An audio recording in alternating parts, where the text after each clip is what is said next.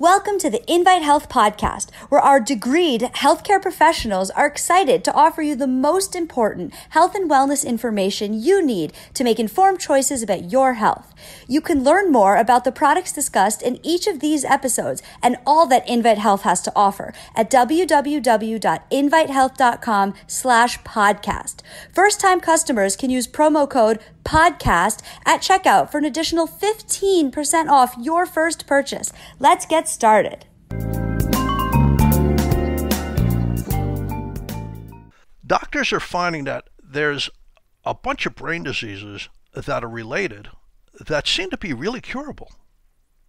In fact, there's a type of dementia among these brain diseases that is curable. I don't know how frequently it's curable. The problem is that you have to recognize this type of dementia. So they're finding that there's a problem with the immune system in some people. They don't know what's triggering it. They don't know if it's an infection by a virus or there's genes involved. They're trying to figure that out. But what's happening is the antibodies that you would normally use to kill a virus or a bacteria, some kind of infection, instead you're creating rogue antibodies that are attacking your neuronal tissue, your brain tissue, and it's damaging the brain tissue, but they seem to be curable. So let's talk about dementia first. There's about 200 types of dementia. Alzheimer's, of course, is the best known. And in these, there's a particular dementia. There's a particular subset that's becoming very interesting to neurologists. It's autoimmune dementia. It's like an autoimmune disease. You know, have you ever heard of systemic lupus erythematosus, where your own cells could be attacking your kidneys or your heart or other tissues, or rheumatoid arthritis, where your antibodies are attacking your joints? Well, this is an autoimmune disease that's affecting the brain. It's autoimmune dementia.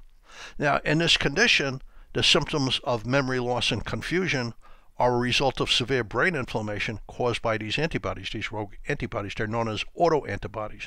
They bind to your brain tissue. And unlike other dementias, where there's a great deal of neurodegeneration, like Alzheimer's disease or Parkinson's dementia, the brain is like really messed up.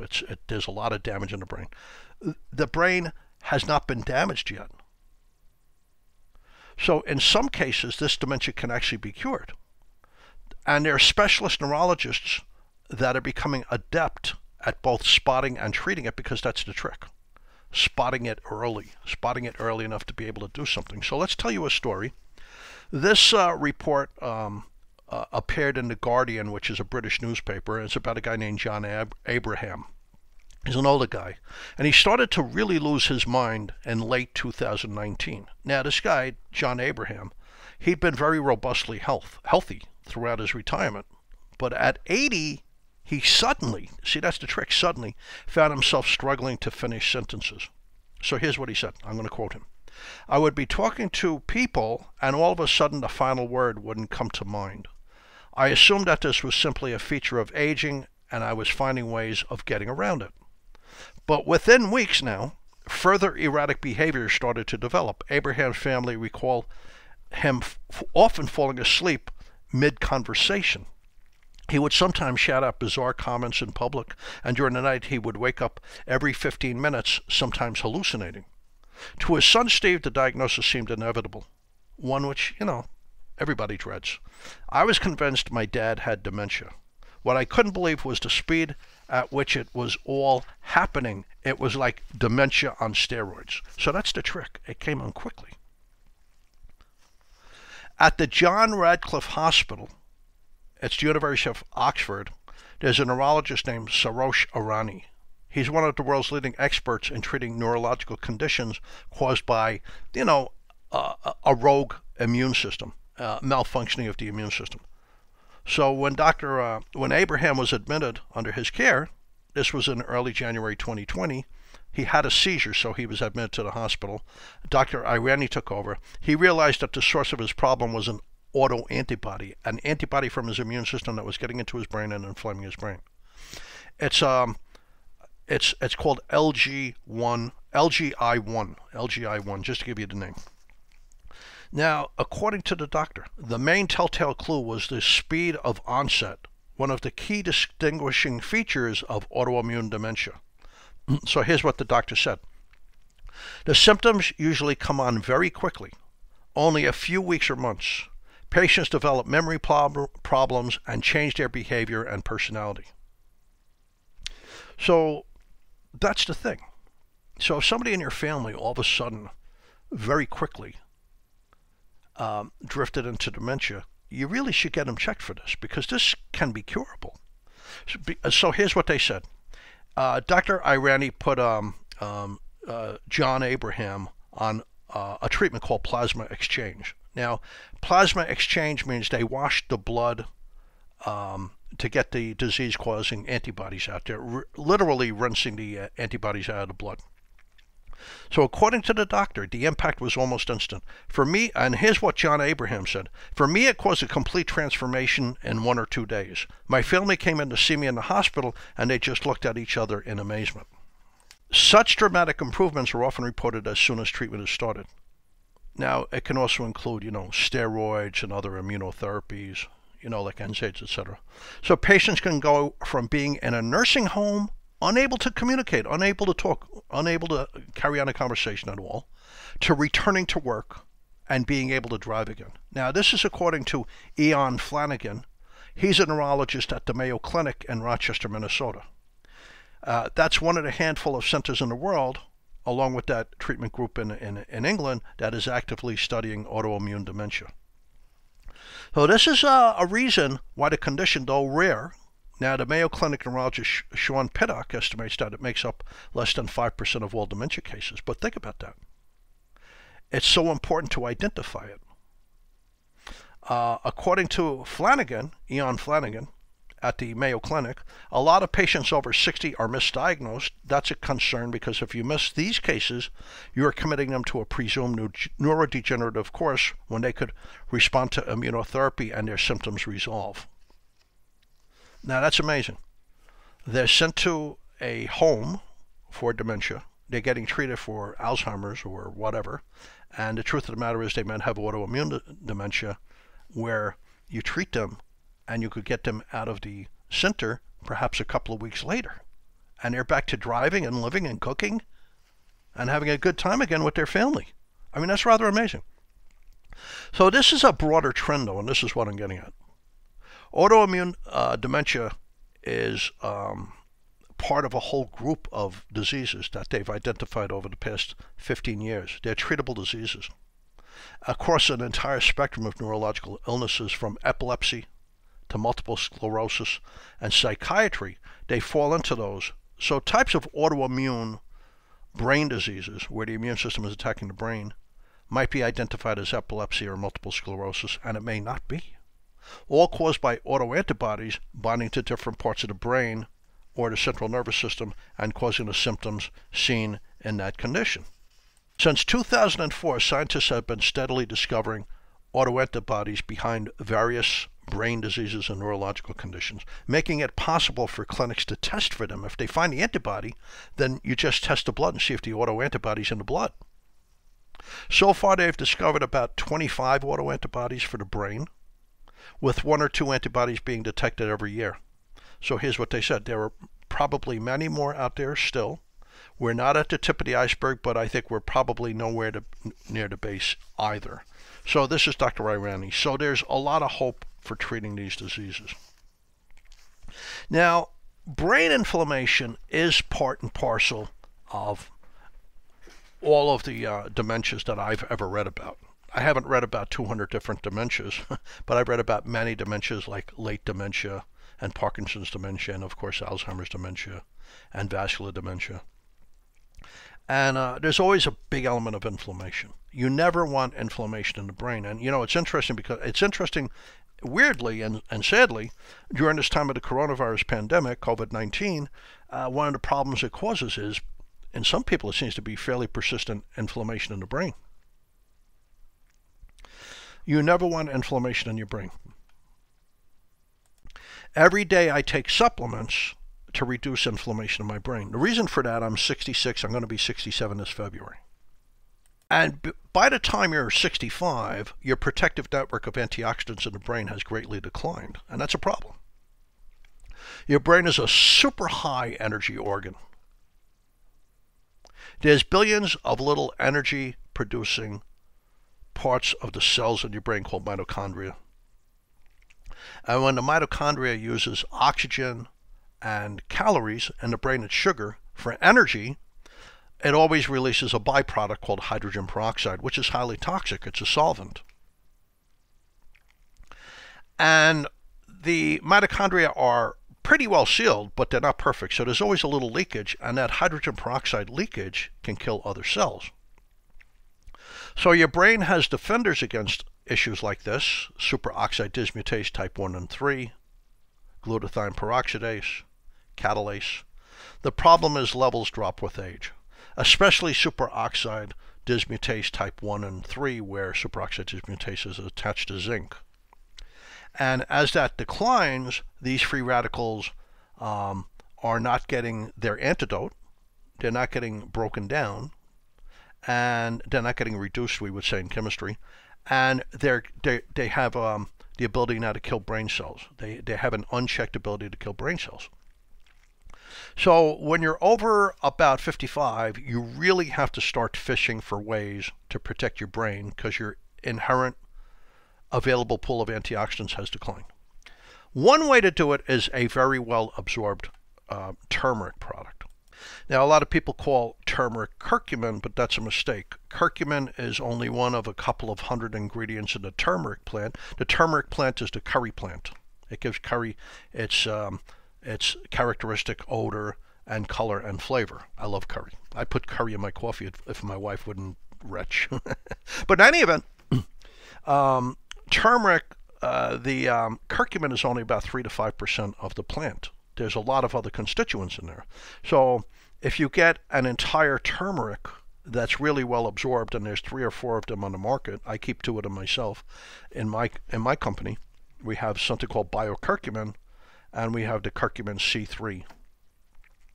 The biocurcumin is the whole plant, but it's 95% the active constituents that are good for your brain.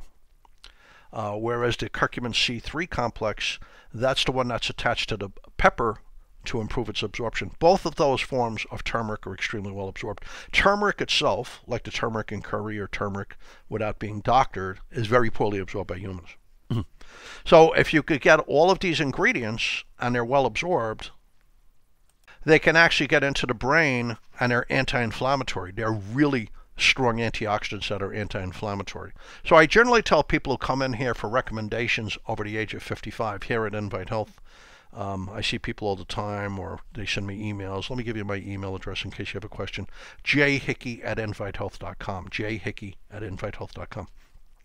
So when people come in at about the age of 55 and said, listen, what should I be taking now? Because, you change with life. The supplements you take should change also, as well as your exercise regimen, etc. There's changes. So I tell them, well, you have to get on one of these turmeric products that we have that supplies you ingredients like curcumin. Like the biocurcumin you could take, or you could take the curcumin C3 complex. They're both excellent for your brain. You pick either one. In any event, besides being a very powerful antioxidant, helping restore a pool of available antioxidants to snuff out the free radicals in your brain, it's the antidote to free radicals that would otherwise damage and destroy cells in your brain at an accelerated level over the age of 55.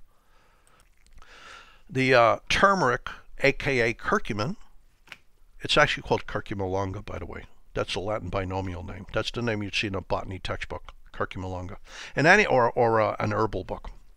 In any event, the turmeric triggers the release of brain-derived neurotrophic factor, and that's a win-win-win, because you're creating new memory cells when you release brain-derived neurotrophic factor. Now, we didn't know that about 10 years ago. This has only been discovered in about the last 8 or 9 years. When young people go to bed at night, if they do, they're probably skipping Friday night, but when they go to bed at night and have a good night's rest, they release a lot of brain-derived neurotrophic factor. You could abbreviate it BDNF. B as in boy, D as in David, N as in Nancy, F as in Frank. They go to sleep at night, and when they go into deep sleep, delta wave sleep, they release a lot of brain-derived neurotrophic factor, and it seeds the formation of new memory cells. It takes the progenitor the stromal stem cells and converts them into memory cells. And a young healthy person can create about 600 new memory cells every night. But at some point in your life, and I don't know exactly when, the level of brain-derived neurotrophic factor declines sometime after the age of 50. When it declines, you're creating fewer and fewer new memory cells every night. Instead of 600, perhaps you're only making 350. But every day, you're losing memory cells, and you're not replacing enough of them. So eventually, there's an imbalance that's going to affect your memory.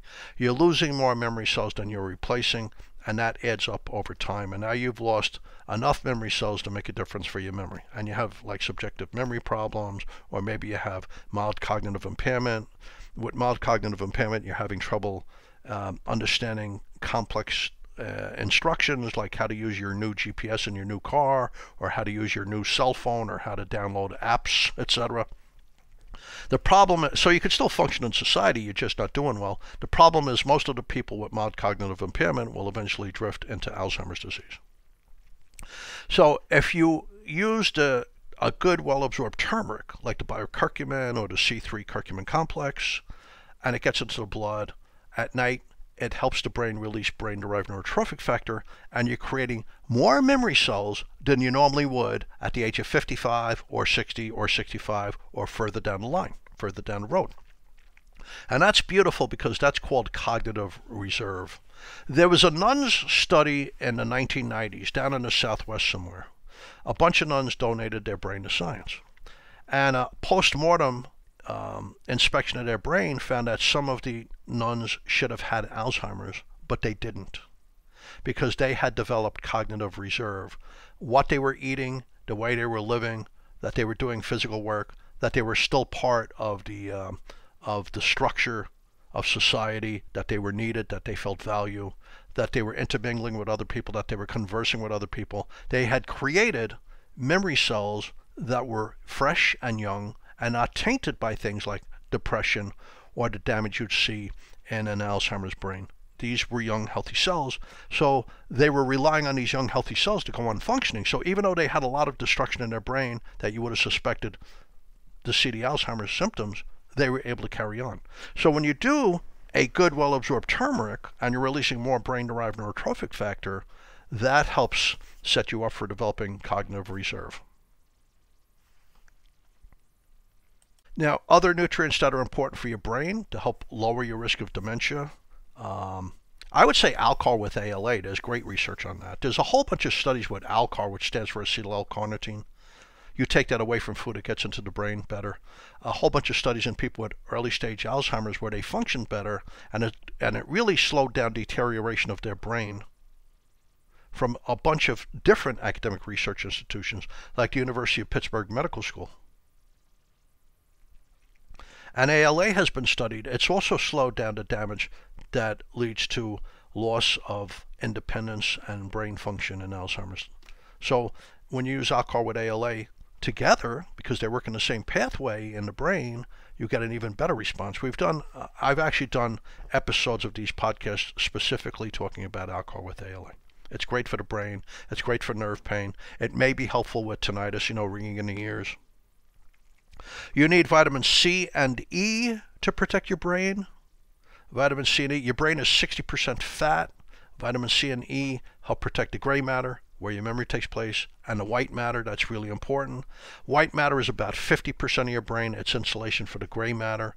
It's kind of like the communication center for the brain. Like memories and messages travel through the white matter from one part of the brain to the other. And the problem is, so does damage. Damage grows and spreads through the white matter. And they've shown specifically a type of vitamin E called tocotrienol, and you only need small amounts of it, gets into your brain very successfully and helps prevent the damage in the white matter from growing or spreading. So who would have white matter damage? They call it white matter hyperintensities. That's what they call the damage when they pick it up in a functional MRI. Who would have that? Well, people who've had concussions, people who've played a lot of college and professional football, boxers, people who've hit their head a number of times, people who've had a bunch of mini strokes. A mini stroke doesn't cause long-lasting loss of function, but it does leave some permanent damage, even though it's a small pocket. So if you have a number of mini strokes, that damage is accruing, it's growing. But the problem is through the white matter, it can spread. So when they did a study of tocotrienol, it's a very interesting study. It was published in the journal Stroke, one of the journals of the American Heart Association, when they gave people with white matter hyperintensities, damage in the brain, 121 people over a 2-year period, compared to placebo. The tocotrienol prevented the damage in the brain from growing and spreading. I always take a tocotrienol every day just preventatively, because you only need tiny amounts in your brain to help keep the brain healthy. It gets into the fat compartments, the white matter. Your brain is 60% fat. You want to protect the fat in your brain. And hopefully it's good fats, like either krill oil or eating fish or taking fish oils, because your brain needs that kind of fat. And it needs vegetable oils too. It's not the butter and the margarine and cheese that you need for your brain. You need the fish oils and the vegetable oils for your brain. They're the dominant oils in the brain that are so important for building brain structures. So fish oils, vitamin C, vitamin E, they protect the brain. Alcar with ALA, also a well-absorbed turmeric. And I'll tell you one other thing, but they really have to do more studies on this. All the things I mentioned have a lot of studies, but the next one could use a lot more. Green tea. Now, whenever you drink green tea, if you really want it to work, don't put milk in it. Milk tends to bind up the important ingredients, the catechins that are so good for the brain and the heart and your muscles, etc. Put some lemon in there or some other kind of citrus. This protects the very valuable ingredients in the green tea from being damaged by your digestive juices, and you absorb a lot more of it more successfully. But in a study of people with mild cognitive impairment, a big study, when they gave them green tea repeatedly throughout the day, they were giving them a green tea supplement. So they knew the amount of green tea polyphenols in there. They found that it was preventing them from further degeneration of the brain. As I mentioned a couple of minutes ago, people with mild cognitive impairment, about 80% of them can slide into Alzheimer's disease. Even though with mild cognitive impairment you can live at home and function on your own, there is a risk of going into Alzheimer's disease, a big risk. So they found that when they gave them green tea, they weren't slipping and sliding to a worst case scenario. And they found something else that was interesting. There's a gene called the ApoE gene. And if you have the ApoE2, the ApoE2 variety, the variant, that protects you from heart disease and Alzheimer's disease. You really have to work hard to develop Alzheimer's disease if you have that gene variant. If you have the ApoE3, it's pretty neutral. But if you have the ApoE4, that's bad, because that really increases your risk for heart disease and for Alzheimer's disease. So it's good to find out if you have that variant so you work harder to protect your brain. So they found that in this study, in people with the ApoE4 variant that leads to Alzheimer's and heart disease, if they drank green tea, it was helping protect them from heart disease, but it was also really helping to protect them from developing Alzheimer's disease. But we need more studies like that with the ApoE4 variant to see if the green tea really does work, because you can never depend on one study. So if you're a bit older, you want to really take care of your brain. You know, exercise, get enough sleep, eat your vegetables, stay away from too much saturated fat, keep the alcohol under control, quit smoking, get rid of obesity if you have a big belly. But I think it's really important to pay attention to several supplements. I think you really should be looking at a product like Alcar with ALA. There's so many studies on it being good for neurological health, for brain health, for memory. It does a lot of things we've spoken about in other episodes of this podcast. And you also should be taking a well-absorbed turmeric. There's several on the market. We keep 2 of them. It's important to think about that. You don't need a lot of it, but you should have some of it. Okay, so thank you for tuning into the Invite Health Podcast. You can find all of our episodes for free wherever you listen to podcasts, or you can visit invitehealth.com/podcast. Please subscribe. Please leave us a review. I'd like to know how I'm doing. You can follow us on Facebook, Twitter, and Instagram at Invite Health. I hope to see you another time on another episode of the Invite Health Podcast, and I really want to thank you for listening. Thank you so much.